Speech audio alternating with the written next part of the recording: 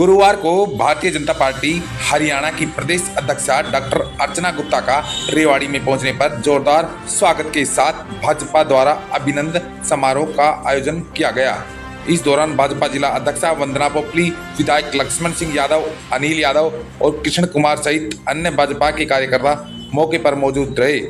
रेवाड़ी आगमन पर मीडिया के सवालों का जवाब देते हुए भाजपा जिला अध्यक्षा अर्चना गुप्ता ने कहा कि हर जिले में अपने कार्यकर्ता बंधुओं से मिलने के लिए हर जिले में मेरा प्रवास संगठन ने सुनिश्चित किया है।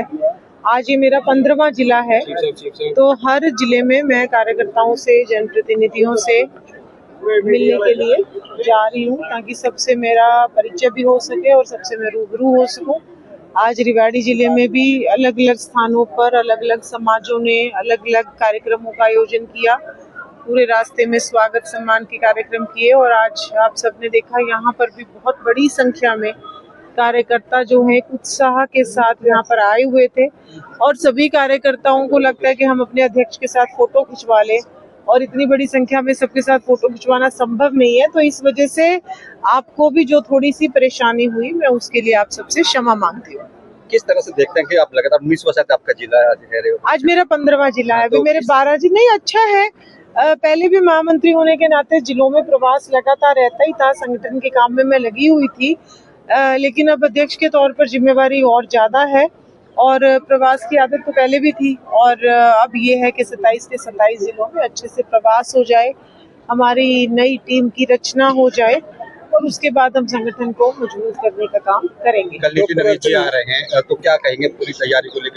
कल रात को मैं रोहतक ही थी, जैसे मुझे पता चला कि हमारे राष्ट्रीय अध्यक्ष जी हरियाणा में आ रहे हैं। कल 25 जून कालाध्याय है और उसके लिए उन्होंने हरियाणा की धरती को चुना, तो कल रात को सारी की सारी बैठक की व्यवस्थाएं देखकर ही मैं वापस आई थी और कल हम उनका हरियाणा की धरती पे, मैं भव्य स्वागत तो नहीं कह सकती क्योंकि कल हमारे लिए एक तरीके से मैं ये कहूँगी कि काला दिवस है। बहुत सारे लोगों को यातनाएं सहनी पड़ी, असंख्य लोग जेल में गए और किस तरीके से प्रेस का गला घोंट दिया गया, किस तरीके से चाहे युवा थे चाहे बुजुर्ग थे, सबकी पकड़ के नसबंदी कर दी गई। तो एक ऐसा समय जो भारत के इतिहास में मुझे नहीं लगता कि जब शायद हम गुलाम थे तब भी इतना बुरा समय रहा होगा। स्वाधीन भारत में इस तरीके से हर व्यक्ति को कुचलना, ये कांग्रेस का चरित्र है। ये केवल इंदिरा गांधी कि मैं सत्ता में रहूं, हमारे हाथ से सत्ता नहीं निकलनी चाहिए, उसके लिए एक आम भारतीय का कैसे वो कुचल सकते हैं, ये उनके चरित्र को दर्शाता है। आरोप लगा रहे थे कि भाई नसबंदी को देखकर तो मेनका गांधी और वरुण गांधी लगातार बीजेपी में रहे। देखिए कि हमारा परिवार एक बहुत बड़ा परिवार अब हो चुका है और उस समय मैं नहीं मानती कि उनकी कोई भूमिका थी इस सारे काम में। और अब इस बड़े परिवार में जैसे हम एक नारा देते हैं वसुधैव कुटुंबकम, तो जो लोग अब आना चाहते हैं वो आ भी रहे हैं भारतीय जनता पार्टी में। चेयरमैन की नियुक्तियों की बात है, सुन रहे हैं हम डॉक्टर अर्चना के आने से पहले, अध्यक्ष बनने से पहले मोहनलाल बड़ौली के कार्यकाल में सूची को फाइल में बंद कर दिया गया। क्या उस पर पुनर्विचार हो रहा है, विराम लग गया है और चेयरमैन नियुक्त होने, अन्य पदाधिकारी नियुक्त होने, बोर्ड निगम अभी काफी सारा काम हमारा पेंडिंग है। जो माननीय पहले अध्यक्ष थे आदरणीय मोहनलाल बड़ौली जी, वो जितनी चर्चा करके जितने नाम फाइनल करके गए थे वो धीरे धीरे सारी सूचनाएं आ रही है, मतलब उनकी घोषणा हो रही है, लेकिन अभी काफी सारा काम और भी पेंडिंग है। तो अब जो प्रदेश का टीम का गठन होगा और जो बाकी रिक्त पद है उनको भी हम जल्दी भरने का काम करेंगे। जिस दिन पदभार ग्रहण किया उसी दिन राव इंद्रजीत सिंह का आरोप आया कि जीटी रोड की तुलना में, करनाल बेल्ट की तुलना में गुरुग्राम और इसके साथ लगते जो साउथ हरियाणा के जिले, पूरे दक्षिण हरियाणा को, उनको प्रतिनिधित्व संगठन में, सत्ता में कम मिल रहा है। क्या कहेंगे? देखिए, सम्मानित केंद्रीय मंत्री हैं, उनकी बेटी हमारी सम्मानित, वो भी कैबिनेट मंत्री हैं। ऐसी कोई बात नहीं है कि सत्ता में प्रतिनिधित्व नहीं मिल रहा।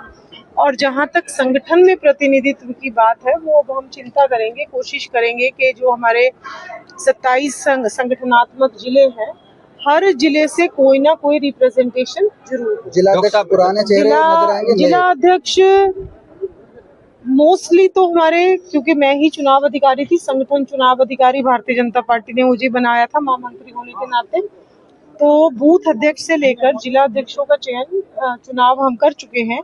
लेकिन भारतीय जनता पार्टी लगातार सबके काम का आकलन करती रहती है। अगर कहीं पर हमें कोई समस्या आएगी तो चेंज भी हो सकता है, लेकिन ये नहीं होगा कि सभी कुछ चेंज हो जाए। मतलब बूथ अध्यक्ष से लेकर जिला अध्यक्ष मोस्टली वही रहेंगे, लेकिन यस, प्रदेश की सारी टीम आपको नए चेहरे नजर डॉक्टर साहब, आएंगे। हमने कोलकाता में देखा उनके सांसद आगे, महाराष्ट्र में भी देखा उद्धव के आगे, क्या हरियाणा के भी कुछ सांसद संपर्क में, कांग्रेस के आपके संपर्क में?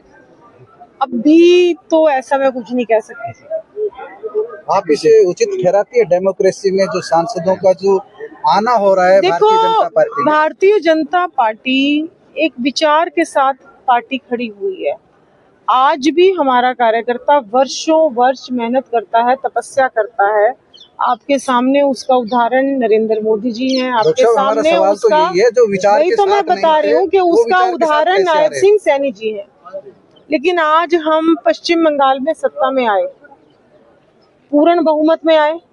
ऐसा तो था नहीं कि हमारा पूर्ण बहुमत नहीं था, और उसके बाद भी अगर वहां के विधायकों में और सांसदों में भगदड़ मचती है तो ये क्या दर्शाता है कि लोग हमारे परिवार में आना चाहते हैं। या तो आज हमारे पास केंद्र में बहुमत ना हो या विधानसभा में बहुमत ना हो, दोनों जगह पर हमारी बहुत स्मूथली सरकार चल रही है, लेकिन फिर भी वहां के सांसद भगदड़ मचा के भारतीय जनता पार्टी के परिवार में आना चाहते हैं।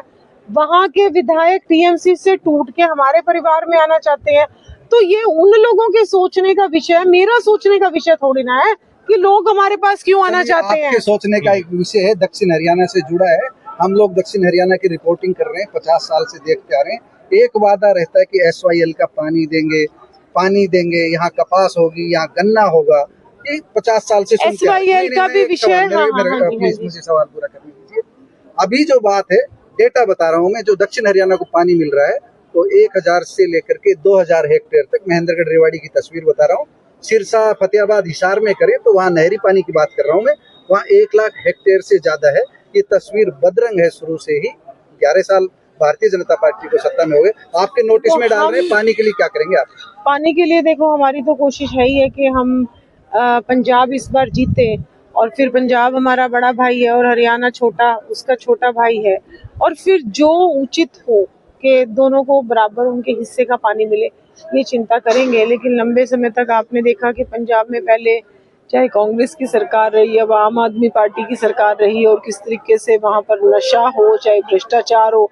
अभी आपने देखा कि भगवंत सिंह मान, जो हमारे गुरु हैं, जिन्होंने धर्म की रक्षा के लिए, इस देश की रक्षा के लिए, इस देश की एकता और अखंडता के लिए जिस तरीके से उन्होंने कुर्बानी दी, उन्हीं धर्म गुरुओं का उन्होंने किस तरीके से अपमान किया। कह रहे हैं हरियाणा सरकार ने इस मामले में जो भूमिका निभाई है, AI से वीडियो का आरोप आम आदमी पार्टी कह रहे हैं कि प्रयास किया है भगवंत मान को बदनाम करने का। अदालत से फैसले से पहले भारतीय जनता पार्टी को कोई जरूरत नहीं है किसी को बदनाम करने की। हम अपनी लकीर लंबी करते हैं, हम अपने काम से लोगों को अपने साथ जोड़ते हैं, ना कि किसी को बदनाम करने। अर्चना जी, जिन सीटों पे बीजेपी हार गई थी चुनाव विधानसभा में, उन पे क्या फोकस रहने वाला आपके कंधों पे? हाँ, बिल्कुल जिम्मेवारी है, बहुत बड़ी जिम्मेवारी है।